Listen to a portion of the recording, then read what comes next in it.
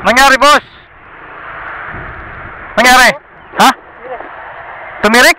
Paano tumirik?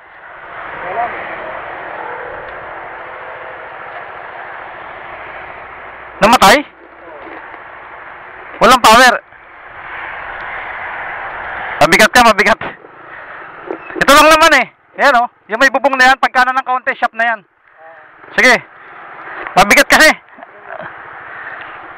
Puno pala ng laman yan. Spark plug yan eh.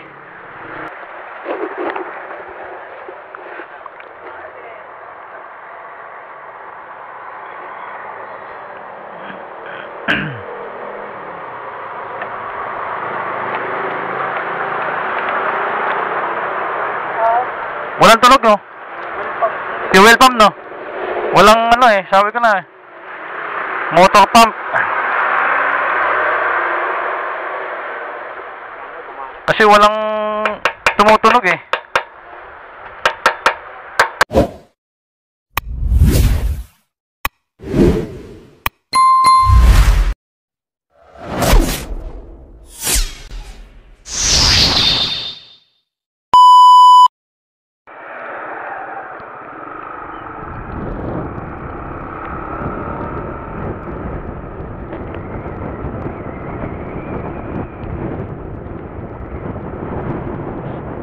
Bakit kaya nagtutulak to? Lalamove. Nako, wag lang sanang Honda Click. Mahirapan tayo mag-series dito kapag Honda Click to. Ano to, flat? O walang gas? Walang gas.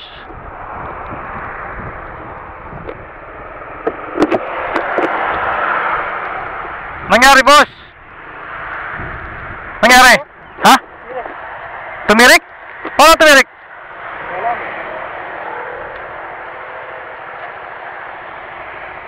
Namatay? Walang power?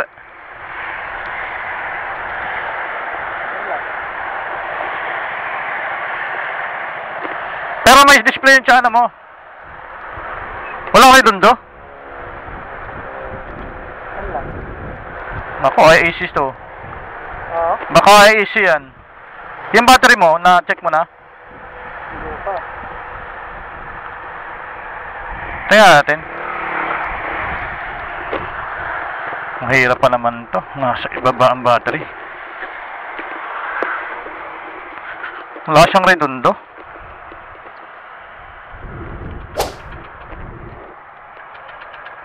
Spark plug to.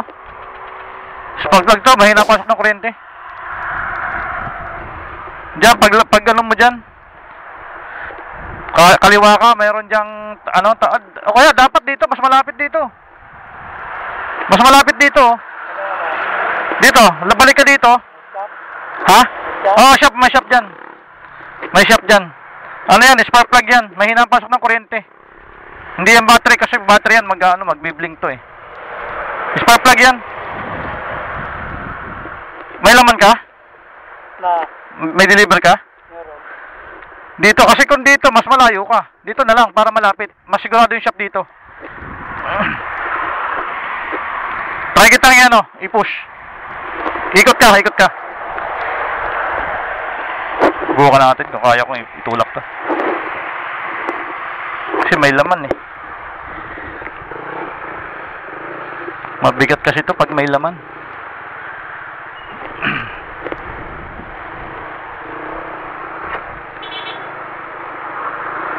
Sige, alalay ka lang ha. Come on, bigat.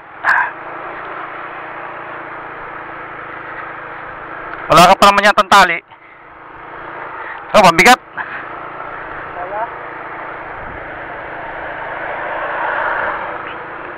Mabigat ka, mabigat. Ito lang naman eh. Yan o, yung may bubong na yan, pagkana ng kaunti, shop na yan. Sige. Mabigat kasi. Puno pala ng laman yan. Spark plug yan eh.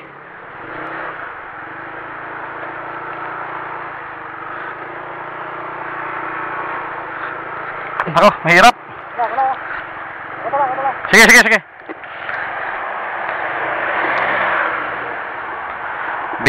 Daming laman.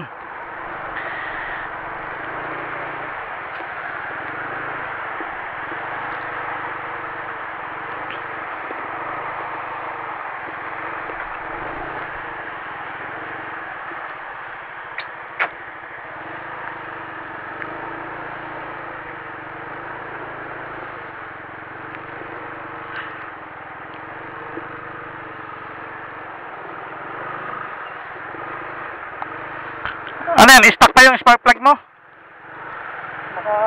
Tatlong palit na to eh. Pero ano yan? Bago lang yan?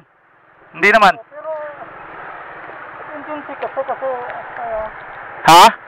engine check. Oh, pwede naman yan eh. I-check lang yung spark plug tapos yung IEC. Ano naman sa dalawa yan? Yung pasok ng gasolina tsaka yung pasok ng kuryente. Kasi malakas yung ano eh.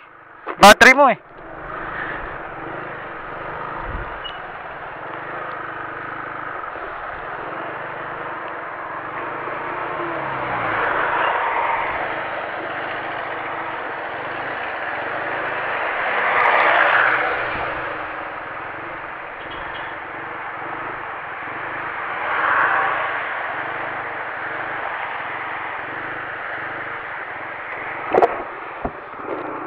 Malalayan ko na lang to kasi maraming mga truck na dumadaan dito.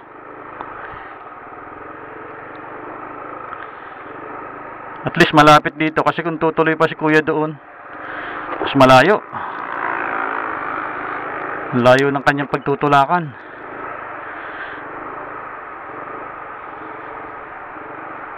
Kawawa naman din. Kasi may laman siya, may deliver, ang bigat. Sobrang bigat, ang hirap itulak. Baka ma-aksidente lang kami parehas. Malapit lang naman pagtutulakan niya.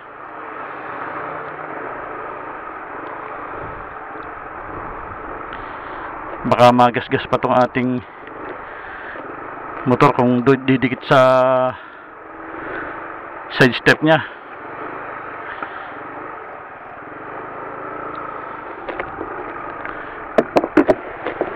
Siya gumagawa dito, yung pagkanan mo dyan,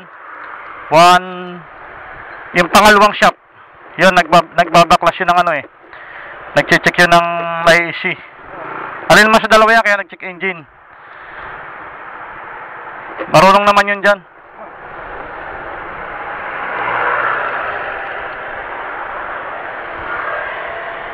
Wawa, hinang-hina si kuya. Ayun o, daming sakyan dito o. Kaya mamaya mahagip to eh. Kailangan nating alalayan. Malapit na. Hindi ko kasi siya maitulak kasi sobrang bigat, sobrang tigas ng kanyang ano. Ng parang may mahigpit yung kapit ng kanyang, hindi ko alam kung hindi naman siya pumipreno, pero ang bigat. Hindi ko siya matulak. So, feeling ko ang dami ng laman nito. Kasi siya mismo nagtutulak, hirap na hirap siya magtulak ng motor niya. Oh. Tingnan nyo naman yung kanyang kalagayan. Tinutulak na niyan, pero hirap na hirap pa siya. So, possible mabigat to dahil marami ang laman.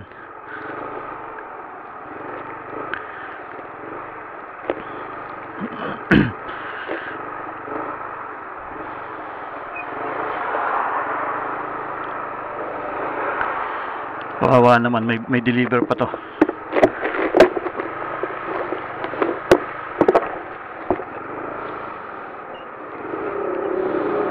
Dito buti may malapit na ano dito na shop. Nag-check engine siya. So alin man yan sa ISC o yung kanyang socket galing alternator. Oh, muntik na matumba si kuya. Pagod na, pagod na.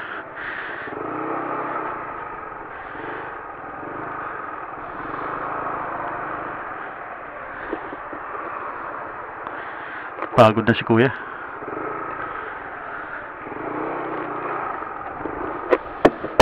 Malapit na. Ito na lang, pagliko na lang. Maraming laman to, no? Maraming laman.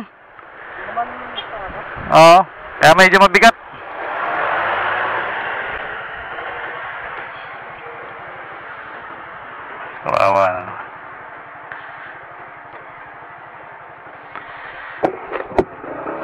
medyo matanda na si tatay pala. Kaya pala hirap na hirap ng tumulak.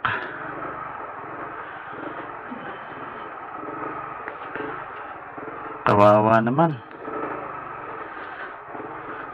Nangyari sa akin to guys. Nung na-flat ako, wala akong mahanap na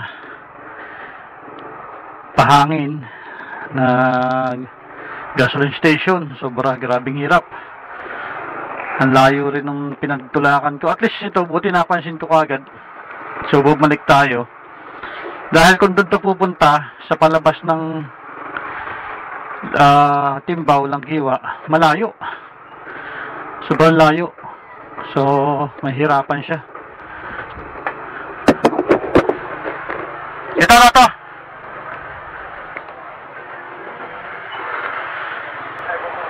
Bossy, good morning. Siya ang gumagawa? Siya? Nag-check engine. Walang redondo. Tapos, parang walang pasok ng kuryente. Ay, ever sa may CBR. Ito, sa kabila. Ate. Kabila. Dito kayo, no? Tara dito.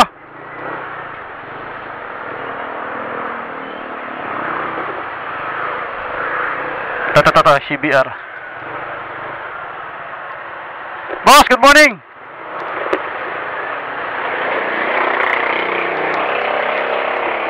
On the click. Nag-check engine. Nag-check engine. Parang walang kuryente na lumalabas eh.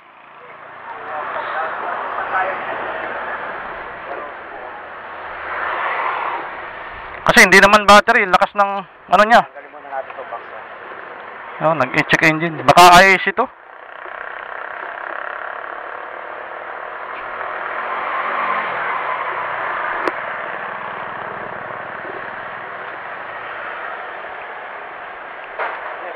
Oh, Pops!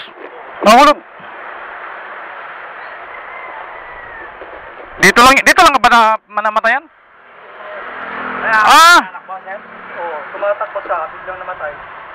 Tapos ito ko, inandar ko yun, wala na. Wala na. Buti, dumaan siya, pinulat.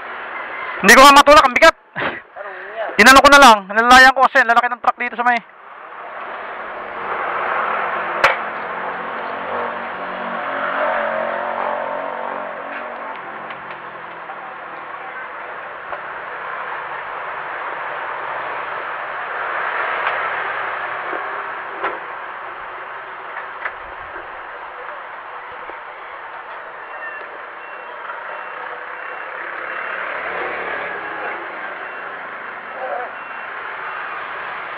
Saan ka pa nakawit ay? Tama na? Sa? Southville 5A. Southville 5. Dyan lang, sa ano? Timbaw. Langhiwa. Sa housing. Oo. Pero may deliver ka pa, no? Meron pa, papunta pa ako Makati. Mahirap kung doon ka inabutan sa may parting ano. Service road doon, malayo yung mga ano. Mas malayo yung tulakan.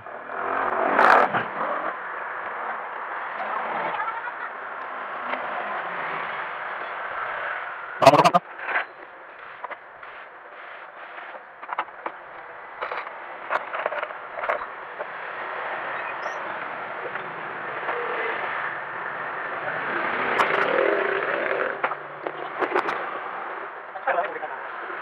Yan, kapatid.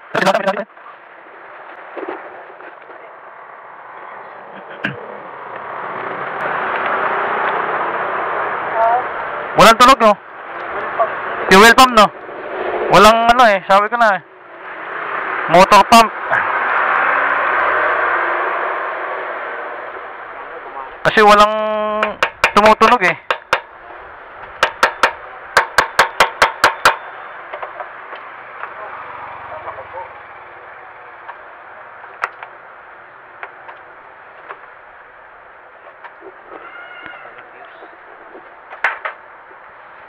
Check mo yung ano.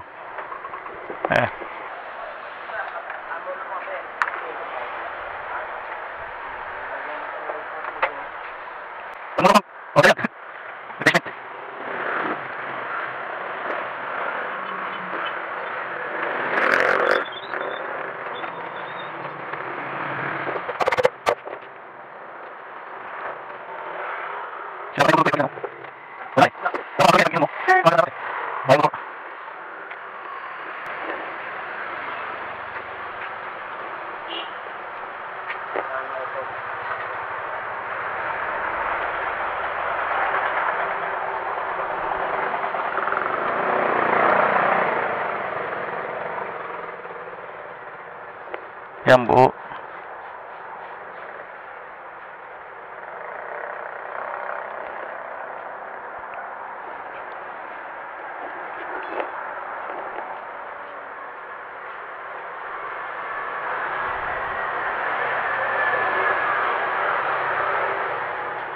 Wala ako isang fuse.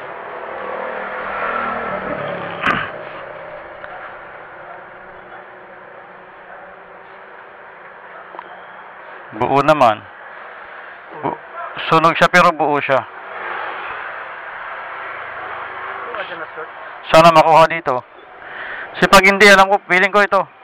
Motor pump, hindi nagbibigay ng gas. Wala eh. Dapat tutunog yan. Pag sinusi mo yan, di ba may naririnig ka sa umaga na tik. Ito yan. Saan punta mo? Ha? Saan punta mo? Tagaytay? Punta kayo dyan. Na, papunta na ako doon, nakita lang kita. Kaya binalikan kita, sabi ko malayo yung pagtutulakan mo doon.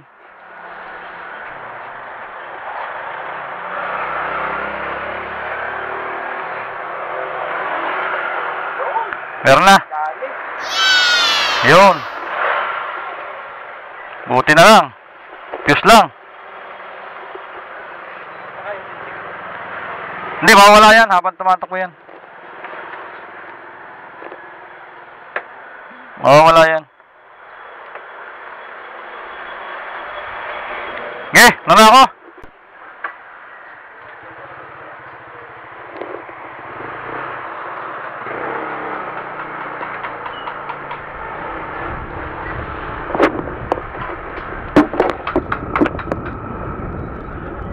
So, fuse, buti na lang. Fuse lang ang nadali. Layo ng pagtutulakan ni Kuya.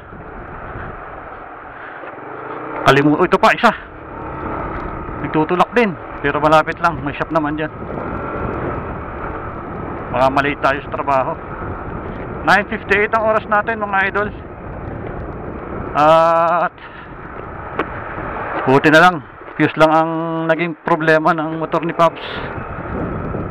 Malapit lang naman din pala siya, taga Southville 5 Langkiwa, pero siyempre malayo pa rin yung pagtutulakan.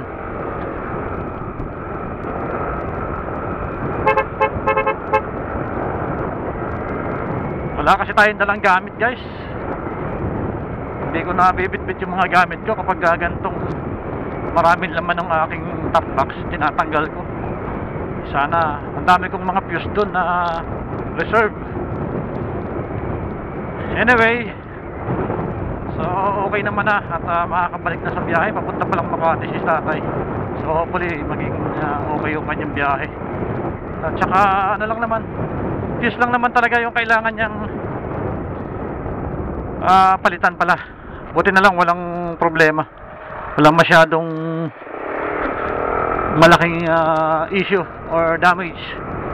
Ayan, fuse lang. Alright, so magpo-focus muna ako, guys, sa aking pagdadrive dahil kailangan ko namang madali.